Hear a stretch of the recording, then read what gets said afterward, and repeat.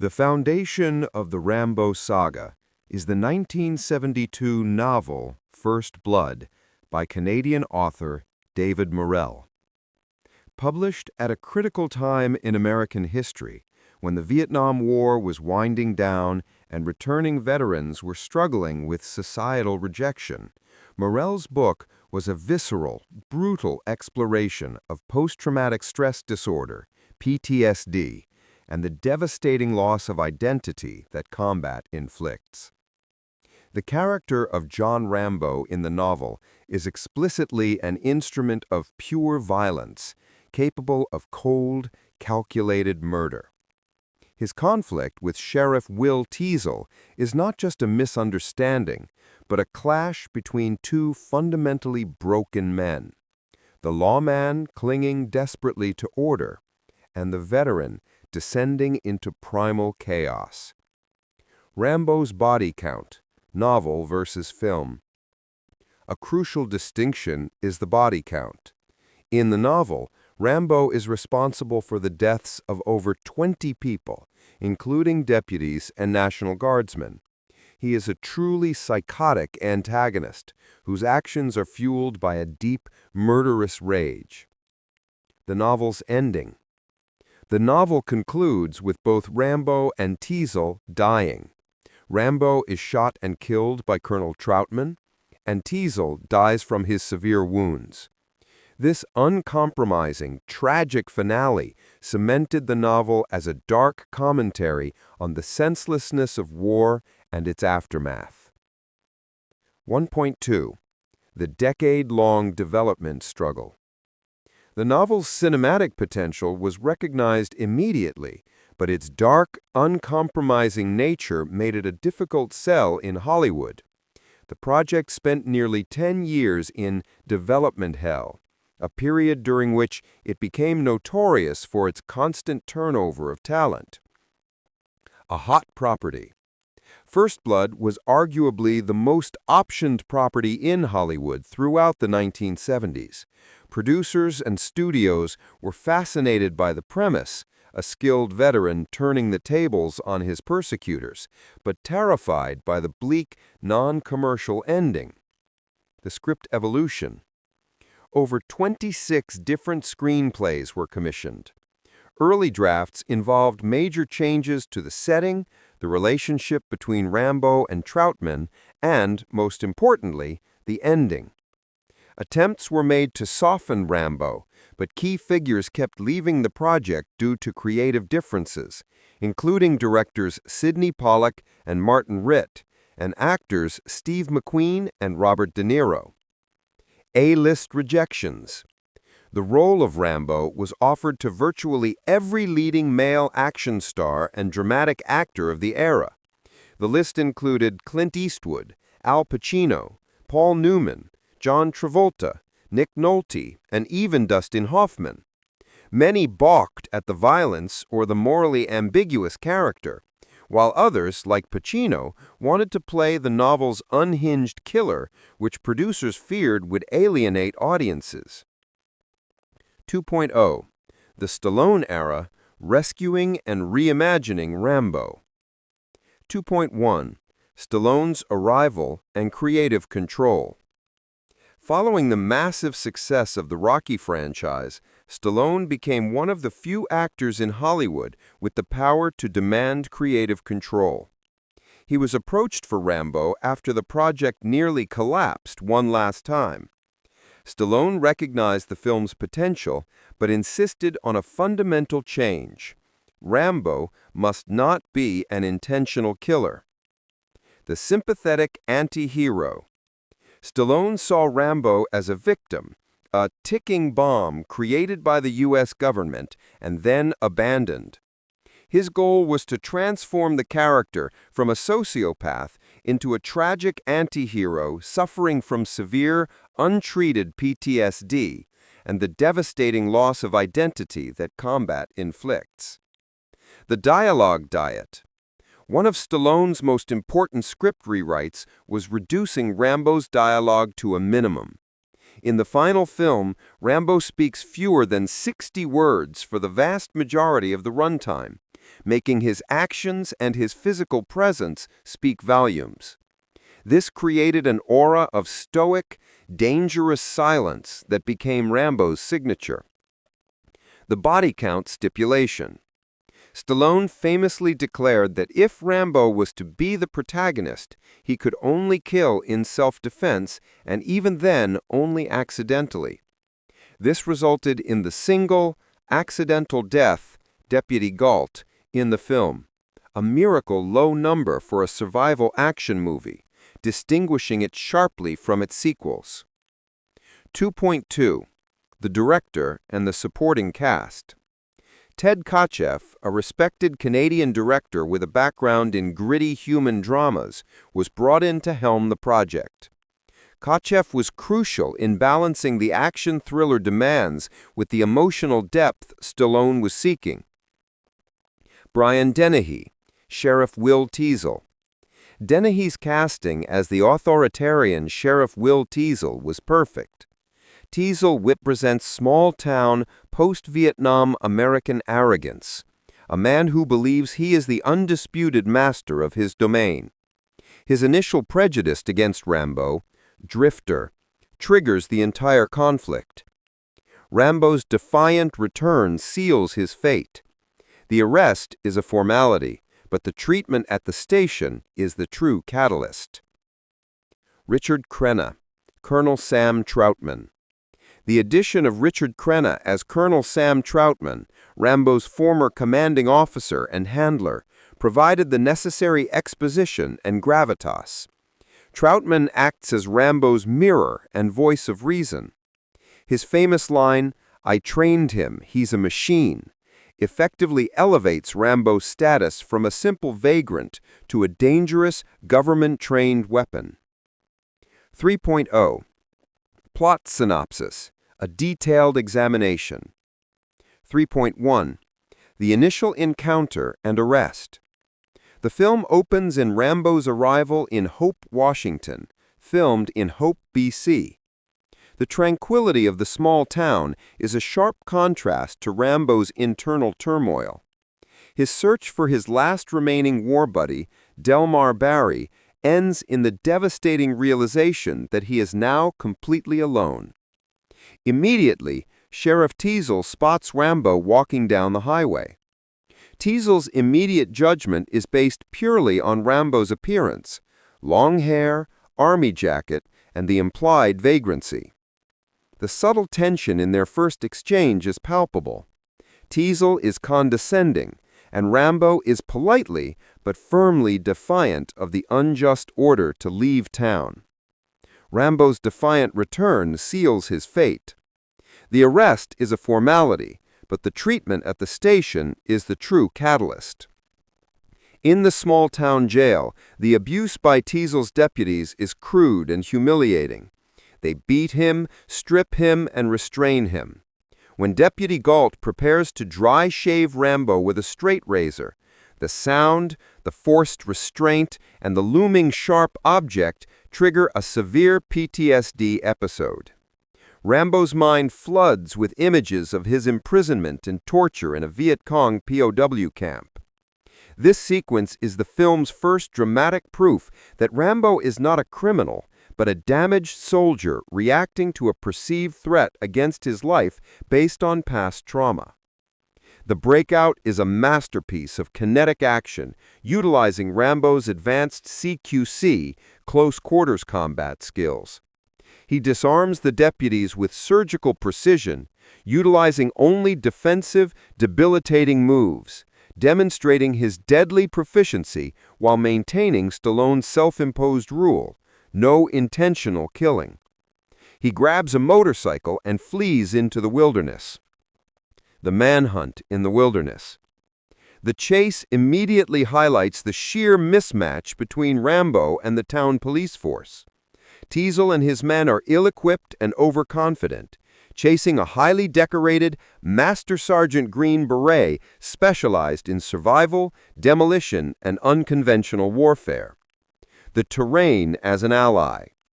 Rambo uses the rugged, rainy, mountainous terrain of the Pacific Northwest as his weapon. He disappears into the environment, becoming one with the wilderness. The helicopter trap. The accidental death of Deputy Galt is the turning point. As Galt attempts to shoot Rambo from a helicopter, Rambo throws a large rock, shattering the aircraft's windshield. Galt loses his balance and plummets to his death. Rambo is immediately horrified by the outcome, further reinforcing his status as a man avoiding murder, not seeking it. The confrontation at the cliff. Rambo confronts Teasle and his deputies after laying clever non-lethal traps, snare traps, tripwires. He deliberately wounds Teasle's leg, humiliating him and warning him, "You started it, not me. I can save you, but I won't." This act is not for revenge, but a desperate plea for them to stand down before he is forced to... The arrival of Colonel Sam Troutman, Richard Crenna, marks a critical shift in the film's narrative momentum. Troutman is not just an old army buddy. He is Rambo's former commanding officer and the lead instructor who molded Rambo into the Green Beret fighting machine he is. Troutman's initial conversation with Sheriff Teasle serves as an essential dramatic device, the exposition of Rambo's unparalleled skill set, effectively changing the audience's perception of the man being hunted. The famous warning. Troutman's warnings to Teasle are legendary, delivered with the grave authority of a man who understands the catastrophic power he helped unleash. "I taught him, I trained him, I gave him the will to do all the things that he does so well. He's a machine. You send that many men after him, you'll be lucky if one of them comes back." Rambo's identity. Troutman is the only character who sees Rambo not just as a vagrant or a killer, but as a victim and a product of military programming. He tries to negotiate a peaceful surrender, understanding that Rambo is not fighting against the law, but against the memory of his wartime tormentors, now embodied by the police. 5.2. The failed mediation and Teasle's hubris. Troutman attempts to communicate with Rambo via radio in the wilderness. This sequence provides key insights into Rambo's deep sense of abandonment. Rambo's perspective. Rambo's few words reveal his profound isolation. He refers to the police harassment as a continuation of the war he thought he had left behind. He doesn't want mercy. He wants to be left alone, to exist. Teasle's vengeance. Sheriff Teasle's hubris and personal vendetta override all logic. He cannot accept that a drifter has humiliated his department and killed one of his men, albeit accidentally. He consistently dismisses Troutman's expert advice, escalating the situation from a criminal chase into a paramilitary conflict involving the National Guard and state police. Teasle's refusal to stand down forces Rambo's hand, pushing him from survival mode into proactive combat. 6.0. The climax, the assault on hope. 6.1. The bridge ambush and the mine escape. The escalation culminates when the authorities corner Rambo near an abandoned mine entrance. They use explosives, intending to trap and kill him. This action completely shatters the last vestiges of Rambo's hope for a peaceful resolution. For him, this is the final confirmation that he is being hunted like an animal. Survival under duress. Rambo, using his wits, navigates the collapsed mine shafts and eventually emerges, stealing a military supply truck. He is now moving from defensive survival to a deliberate act of drawing the conflict to a close. The path of destruction. Rambo's final assault is a terrifying display of controlled rage and destructive power. He systematically drives the truck into the town's power grid, creating a blackout, and then targets a gas station, resulting in a massive explosion that draws out Teasle. Crucially, the damage is focused on property and infrastructure. He uses his skills to terrify and incapacitate the town, but still refrains from killing civilians or officers intentionally. 6.2. The Final Standoff. The climax takes place in the ravaged streets of Hope. Rambo, utilizing the elements of surprise and darkness, tracks Teasel to the police station. The confrontation is deeply personal and mirrors the final, fatal encounter in the original novel, but with a life-affirming twist. Rambo versus Teasel. Rambo corners Teasel on the roof of the police station. As Teasel fumbles for his weapon, Rambo has him squarely in his sights. This is the moment Rambo could take his revenge and uphold the novel's dark themes. Troutman's intervention. Just as Rambo is about to fire the decisive shot, Colonel Troutman intervenes, holding Rambo at gunpoint. Troutman doesn't just stop the violence, he forces Rambo to confront the why of his actions rather than the how. 7.0. The monologue. The heart of the film. 7.1. The breakdown and emotional release. The final extended monologue is the emotional core of Rambo First Blood and the centerpiece of Sylvester Stallone's nuanced performance. Rambo, stripped of his weapons and his stoic reserve, finally collapses, overwhelmed by the cumulative weight of his trauma. Themes of neglect. The monologue gives voice to the collective pain of many Vietnam veterans. Rambo doesn't complain about the fighting. He complains about the profound societal rejection he and his comrades faced upon returning home. Nothing is over. Nothing. You just don't turn it off. It wasn't my war. You asked me. I didn't ask you. The flashbacks to trauma. Rambo's mind races through vivid memories, his friend's death, the smell of burnt flesh, the constant fear, and the sheer emptiness of his life back home.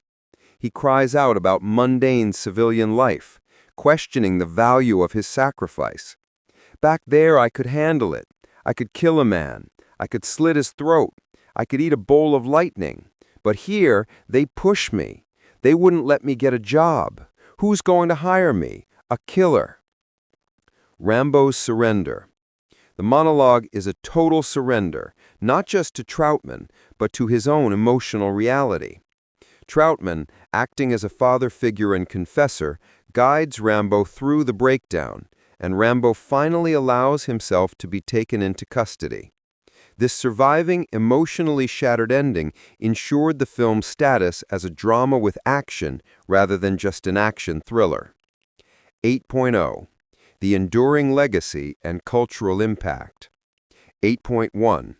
Divergence from the novel, the franchise catalyst. The single most important creative decision to let Rambo survive fundamentally changed the course of the film and gave birth to a multi-billion-dollar franchise. The thematic cost.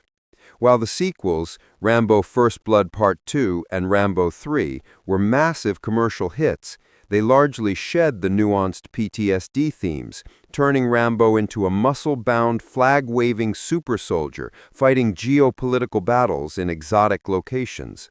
The character became a symbol of American military might and revenge, distancing himself from the emotionally complex veteran of First Blood. The Rambo archetype. The name Rambo entered the global lexicon as shorthand for a solitary, aggressive, heavily armed, and relentless warrior.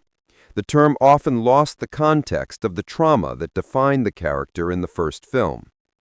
8.2. Technical and craft impact. Beyond the character, First Blood was a benchmark in action and survival filmmaking. Jimmy Lyle's survival knife became an iconic prop, driving an immediate market for similar Rambo survival knives globally. Jerry Goldsmith's score. The film's score is highly praised for its haunting, melancholic main theme, "It's a Long Road." The music underscores the sadness and loneliness of Rambo's plight, contrasting sharply with the bombastic action music used in the subsequent films. 8.3. A timeless critique.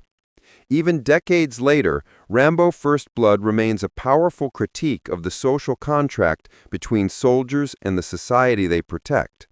It asks difficult questions. What responsibility does a society have for the psychological wounds of its veterans? What happens when a weapon created by the government is turned loose on that same government? The film's success lies in its ability to take a morally ambiguous, dark story and mold it into a commercially viable yet still emotionally resonant character study that resonated deeply with a generation that understood the pain of the Vietnam experience.